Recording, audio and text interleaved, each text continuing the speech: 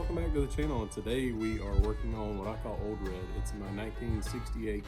It's still debatable. I just cannot remember. Haven't looked at the title. It's either 68 or 69. Pretty sure it's a 68 F-100. It was my great-grandpa's, and I hope you like this little series I'm doing on it. It's just, I've been working on this thing since I was 16 years old, and I'm trying to just piece it back together slowly.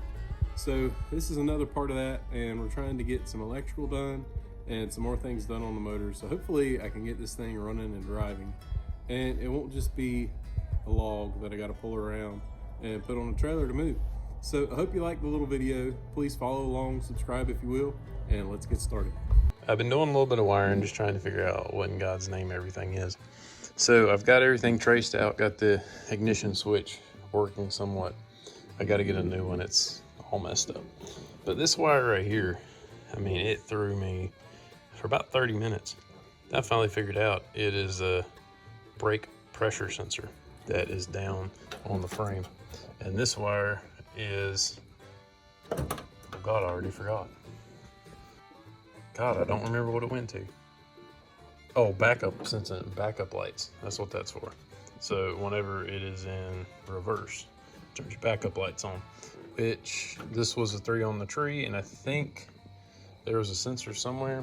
So I'm gonna have to wire this in to the steering column. Well, we're getting somewhere now. And I've changed these around like 3 times. I had the choke over here, I had the cargo light over here, and then I finally pulled a picture up, and I think that's the right orientation.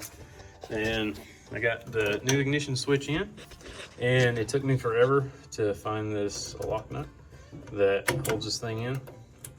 And I don't know exactly which way that thing's supposed to be pointing when it's off. But I kind of like that because you can reach one motion. So if you move it straight up and down, it's almost like you got to turn too much. So I'm going to leave it like that for now. And I got to find that with the wiper knob. I don't know where that is, but that's the only thing I'm lacking. And we can go ahead and put the dash in, hopefully. So I've got that done. I went ahead and kind of made a mess of things down here if I can get it in. So if you can see it, I put in a coupling or a T, and I hope that this will work sideways. I assume it will. And then I ran a line for my oil pressure gauge so we can see if this thing actually has oil pressure. Well, I've got the battery hooked up, and the issue is I can't get any light on my instrument panel, and I don't know, or the dash panel, whatever. I don't know if it's supposed to. I assume when you cut the lights on that this thing should light up, but I mean, I can't see anything at all. I've checked down here in my fuse box.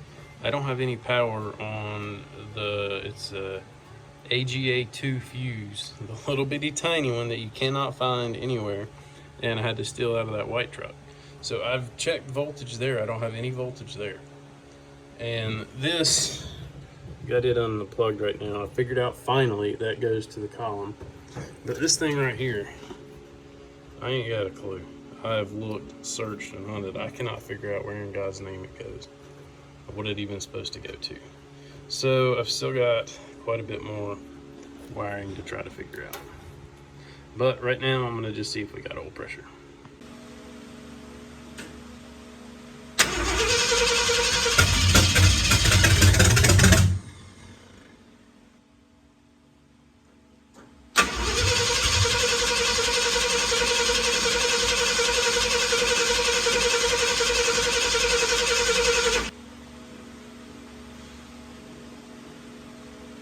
Well, that was my own fault. I just realized.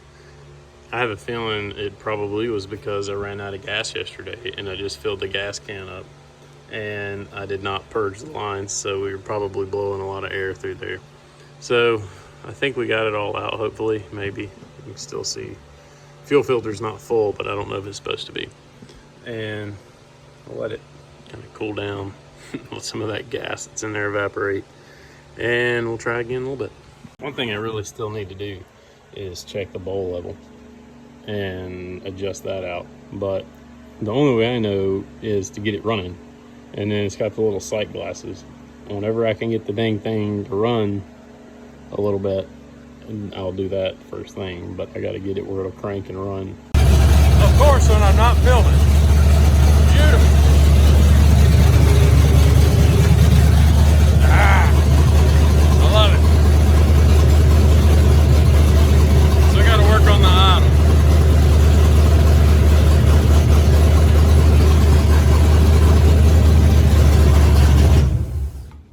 I love it. All right, I went ahead and checked. You can't even get it in focus. As you can see, I went ahead and put these little sight glasses in, and I can just barely see it in the back one. It's kind of hard to see on camera, but the front one is way too full. But you're supposed to get it running, and that's what I'm gonna do. I'm gonna try to get it back running and then see where those levels are. And I'm gonna try to get those even. The front one, I think, obviously needs to go down, which I think, loosen this screw. I can't remember now. One of these is a stop. It might be this is the stop, and that screws down, I believe.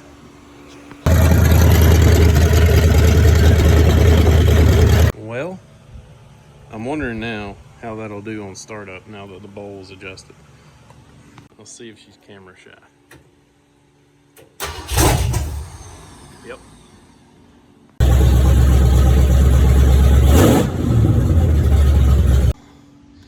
Oh man, that was a pain. Those are actually U-bolts. It seemed really simple, but I only had one on the top right here. I could not get that nut to start for anything. But I don't even remember if I videoed this morning. I'll have to look back and see. But I got this early this morning, got it painted, got it in here.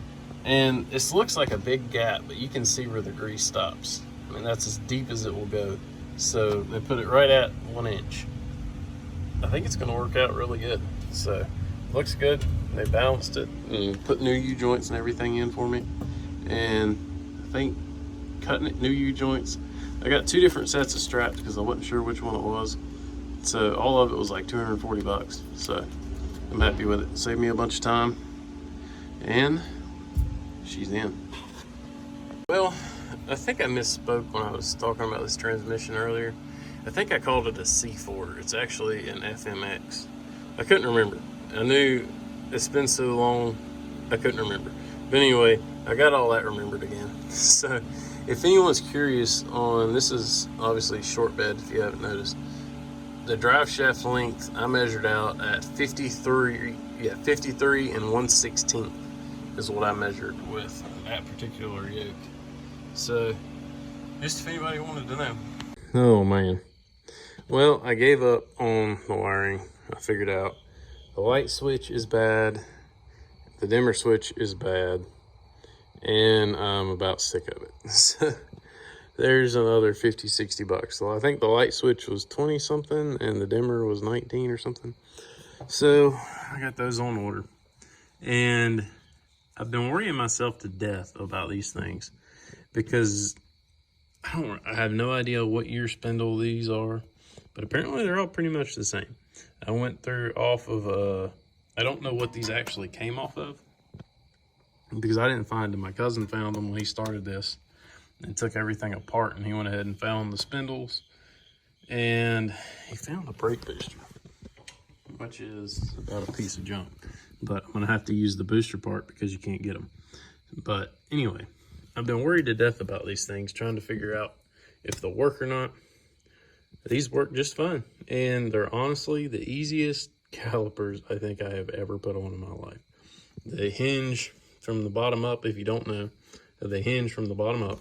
There is, I don't remember what this slide right here is called, and then there is a retaining or pressure spring that's just a little U right here that goes in there, and you beat it in, put this nut in, and that's it. The pads go in super easy.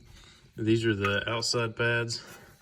The inside pads have grooves right here and right down here that they fit in, and that's all there's to it. It took me like 5 minutes, and I've been just worried to death about these things, trying to figure out, because I don't remember if the calipers were on there or not.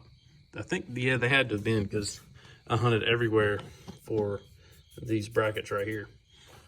So I did take them off, but I don't remember that. That was like 13 years ago. Well, we took another trip to the auto parts store, and the guys, unfortunately, are getting to know me really well. So the dimmer switch, I just replaced it, is apparently bad because I wasn't exactly sure how this thing worked, and because it did nothing. I was reading continuity with my meter, and I checked the new one just to see. So this apparently seems to be the common terminal, and you press it one time, and the one on, well, the right, the way it's sitting, the continuity will be between these two. You depress it and release it again, and it changes to this one. So it goes back and forth between these two bottom terminals on this switch. So it wasn't working, so that's probably why I was not getting any voltage to the headlights, because it has to run through here apparently before it gets to the lights. And I found out that the headlight switch was bad as well. I've taken it apart and was trying to clean it up, and I'm missing the spring. Yeah, there's a spring right here, and it literally fell into pieces. So, and then this was in there as well, but I mean, they're all corroded. This thing wasn't working at all. I was checking between, because I wasn't getting any power to the instrument cluster for the backlight. And this was the root cause, because it comes off of this spring right here to this, which I guess is like a resistance spring, and yeah, nothing. So I got a new one of these as well, and it took me forever to figure out how to get it out, but finally I figured out this button right here. But the button was stuck. It would not come out. I had to push and pry and push and beat, and I finally got, well, I guess it's not a button, the knob out. And man, it took me forever because I had to beat the snot out of it and pull and jerk to get it out. So we got a new one. We're gonna get it put in. Now here's my new switch, and I wanted to compare them. Obviously the wheels are taken out. I wanted to compare the terminals just to make sure everything looks good. So the one thing that is interesting, this is made into the bracket, and this came separate with that. So it's pretty much plug and play. Get this thing put in, and hopefully we'll have light. Oh, what a nightmare that was. So this switch was a piece of junk. It stripped the mounting nut, or actually bolt, stripped. I mean, I didn't even get it tight, and it stripped. It wasn't cross-threaded, I checked. And I ended up having to take the bracket off the old one, bend it where I could get down in there a little bit more. And it finally is somewhat on there for now, just to see. So, yeah, let there be light. Well, there's one thing solved. Whew, well, this has been a pain. So that's the old brake booster, and I ended up taking it and cleaning it up and painting it, and it didn't do good. The paint did horrible. I tried to make it silver and use like a galvanizing, and it looked like crap. So I went ahead and got my new brake lines. These are, I guess, copper plated, and ordered off Amazon. It seems to be pretty good. And so I got that down there, ran down there to the pressure balancing. I think it's pressure balancing block or just a union block with the switch for the brake pressure. And I went ahead, got this thing bolted in. I did dick up pretty bad. So I broke the vacuum fitting for the brake booster. So yeah, that sucks. I gotta find one of those now. So I hope, I did find a new master cylinder. The reason I went back with this old one was, or couldn't find one. I mean, you couldn't get one without ordering like $100 and some one off Amazon or something. So I decided to go back with this one because I really wasn't sure which master cylinder I needed, and I really wasn't sure if I could find that one specifically. So this is the new one I ordered. I actually got it off Amazon because you couldn't really get them anywhere. So I think it was like 30 bucks, 36, I think. So they seem to be similar, I hope. All right, we got the master cylinder in it. One issue I am noticing is my brake switch for the brake lights ain't even in the zip code. But I mean, I still got a bunch of pedal travel, but so I can get back in And you can't really focus on it. But you can't, there's no more give in this rod.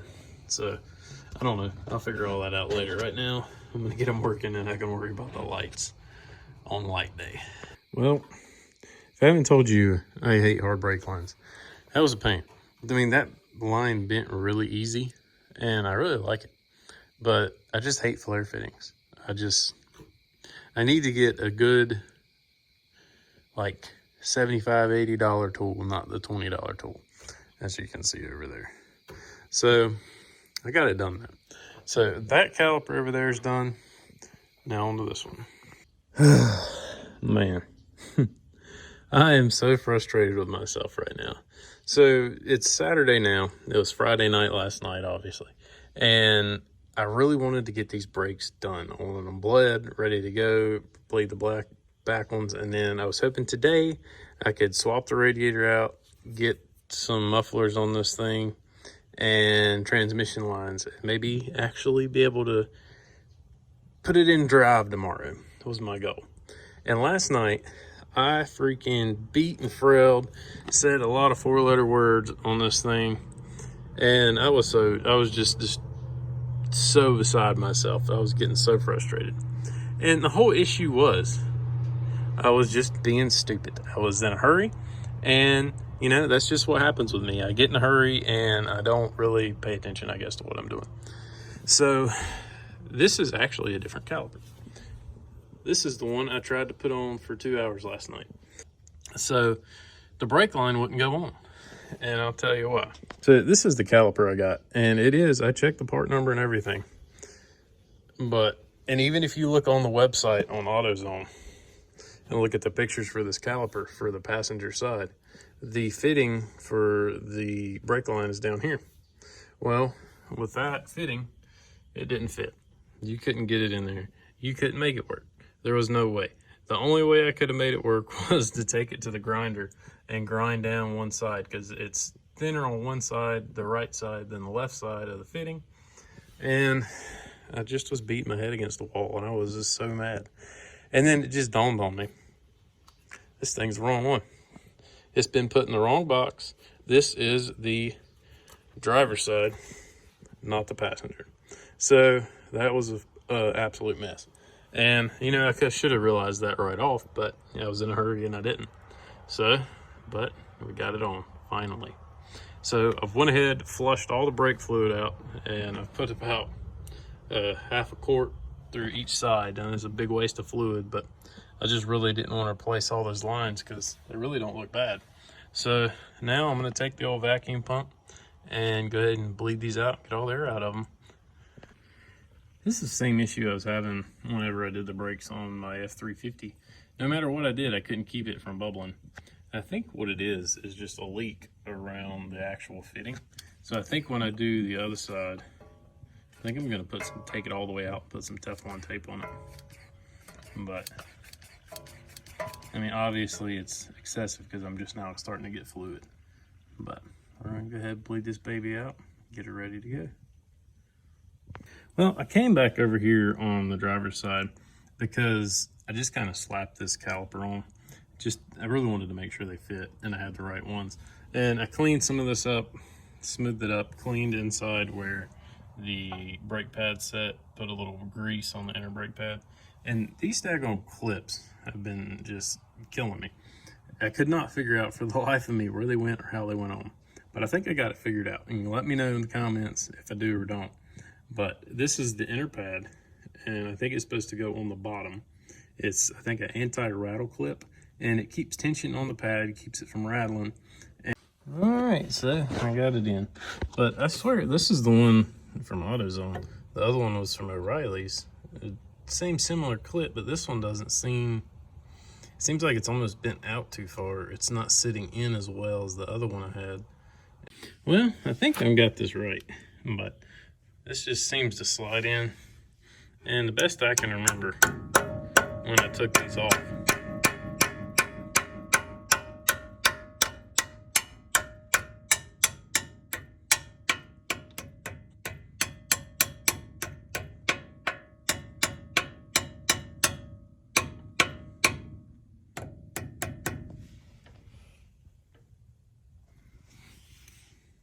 I think that's about it.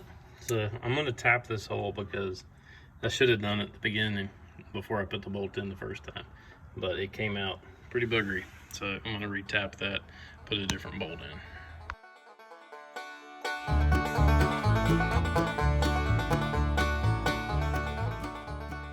Well, as you can see by the pea-colored bucket, the radiator is junk.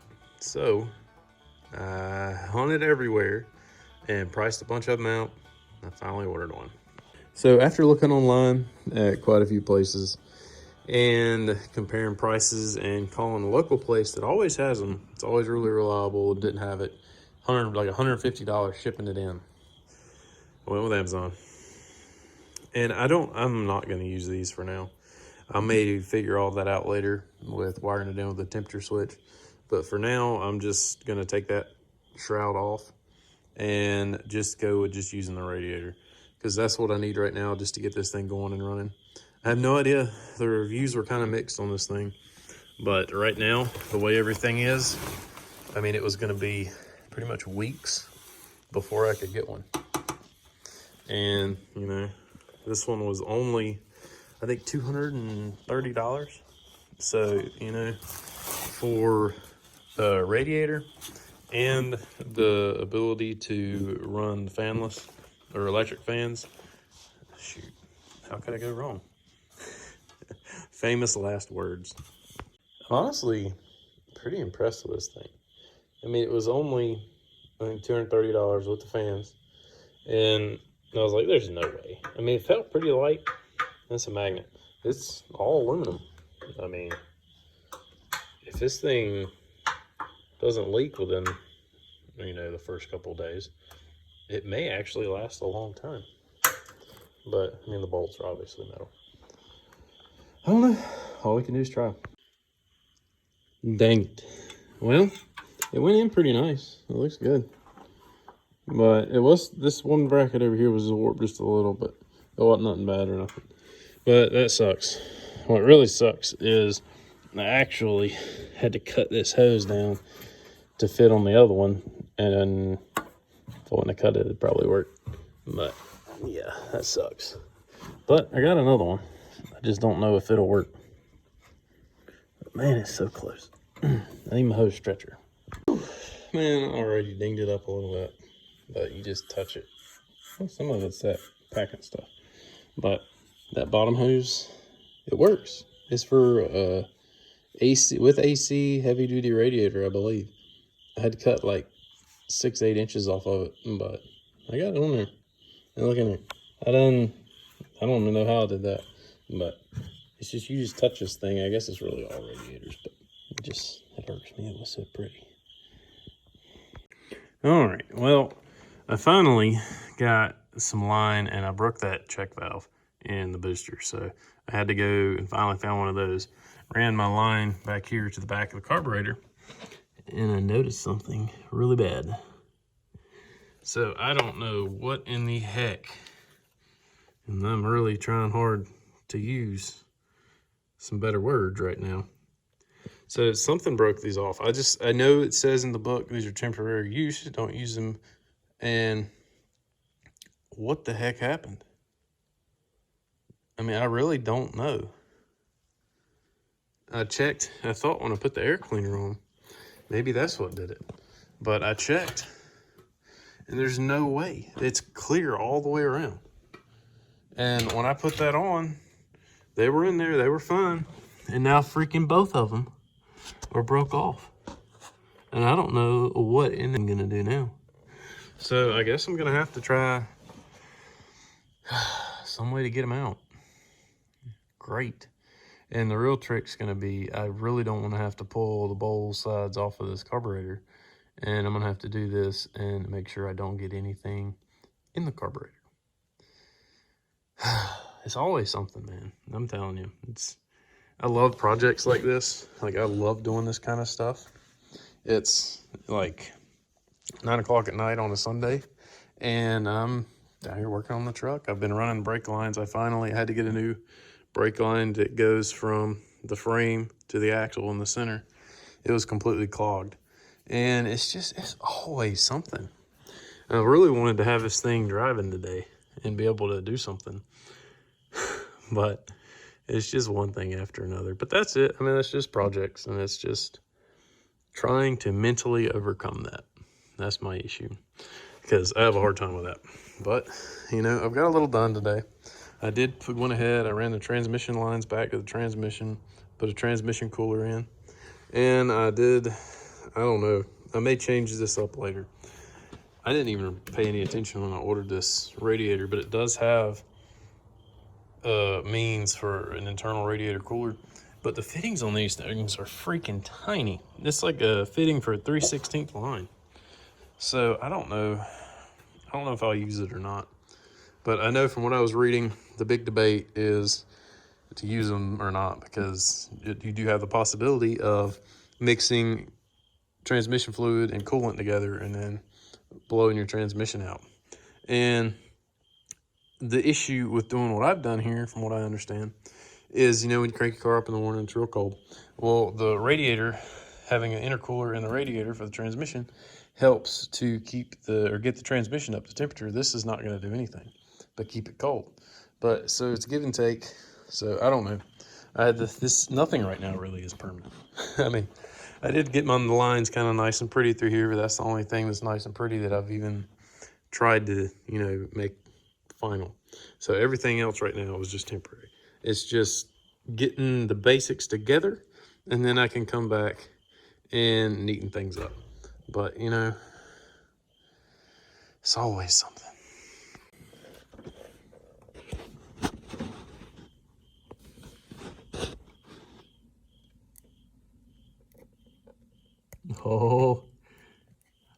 Oh, come on, baby. Oh, God, it's just freaking breaking into 1,000 pieces. Yeah. I will never use these again. Ever. Come on, baby. Oh, my God. This is so much fun. Oh, it was going so good. Come on. I'm almost got it. Almost. Really? Oh, there we go. All right. One more. If I can just get this one like that, that would be freaking great. Oh, man, this one is freaking stuck. Oh, God. Well, I don't know. I'm just going to keep tinkering on it. I'm just very slowly and painstakingly trying to get all these little pieces of, I guess, plexiglass out of the threads and keep them out of the carburetor somehow. But I don't know. I'm just, why? Almost got it though. Oh my God. Well, I'm done for tonight. I don't even think done's the right word. So I finally got them. And if there's not trash in that carburetor, I don't know, that'd be a miracle. Because that stuff was just stuck in there. It was completely seized. I don't know, that's high. This is high test ethanol free gas. So I don't know. I don't. But it was so jammed in the threads, I about just stripped the threads out of the housing. Ended up having to tap it out just with my fingers real easily, pretty much scared, because I did not want to have to buy a new housing for this carburetor. And it's been one of those nights. So I've looked for a bowl drain on this thing, and I don't see one. I was hoping I could figure out a way just to drain it and run some gas through there and wash any crap that may be in there out, because it's inevitable that some of that got in there, and then I tapped it and there could be aluminum shavings and God knows what else in there. So fun. But for tonight, I am 100% done. And if you're curious, it's a 5/16 by 24 tap. Well, I hope you liked the little video. I'm going to end this one here. And I didn't get everything done I wanted to. I really wanted to get this thing running and driving in this one, but I just wasn't able to do it. Time wasn't on my side. And the electrical really was kind of a pain because, you know, I didn't take it apart. My uncle took it apart 25 years ago, and it was going to be his project, and he just lost interest and never really did anything with it, so I took it over. And it's just been a little bit of a fight because, you know, going through the diagrams and getting, you know, all the plugs figured out, everything where it needs to go. And then the brakes were really the biggest pain in my butt because that wrong caliper really threw me. Wrong caliper in the wrong box. And, you know, it is what it is. That's just kind of the way auto parts stores go and what happens when, you know, people bring stuff back and working on old stuff. So I hope you enjoyed it, and I definitely enjoy working on this thing, and I can't wait to get it on the road one day. And it's just going to be really nice to not have this thing sitting around and get it fixed up nice and, you know, be able to take it around and drive it around every day. So I hope you like the series. Leave a thumbs up if you will, subscribe, and we'll see you next time.